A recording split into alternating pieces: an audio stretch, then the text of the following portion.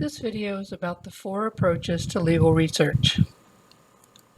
Here's a list of the 4 approaches.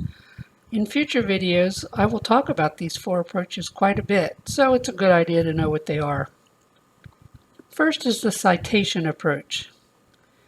The easiest way to find a legal source is if you already have a citation to it. Maybe you got it from your boss, maybe a friend gave it to you, maybe you read it in the newspaper, maybe you read it somewhere else, maybe a secondary source gave it to you. But if you already have a citation, just go to the shelf to retrieve the book or use Westlaw or Lexis to retrieve it. Sometimes you can use the citation to find something online with Google. The second way is the index approach. Indexes are organized alphabetically by search terms. They're usually found in the back of a book or in a separate volume. You think of words that apply to your problem and then look them up in the index. The index will give you a page number. It can often take quite a few tries before you're successful.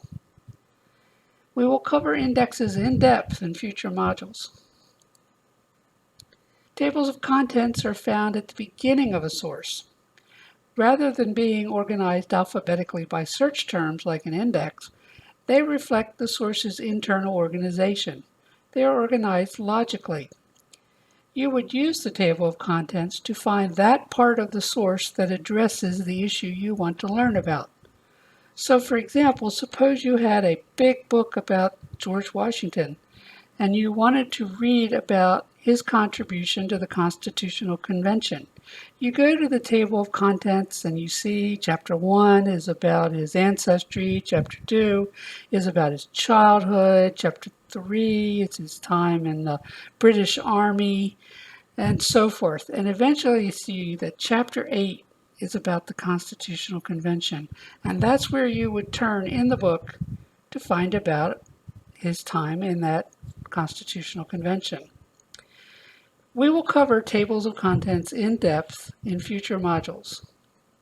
And the final approach is the word search approach, and this is available only on a computer, either online or using some kind of storage media such as compact discs. You can search a word or a combination of words in a database to find relevant sources.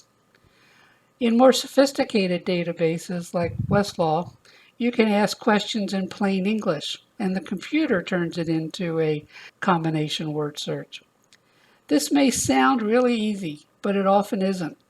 Often the index or table of contents approaches are more efficient. We will discuss word searching in more depth in future modules.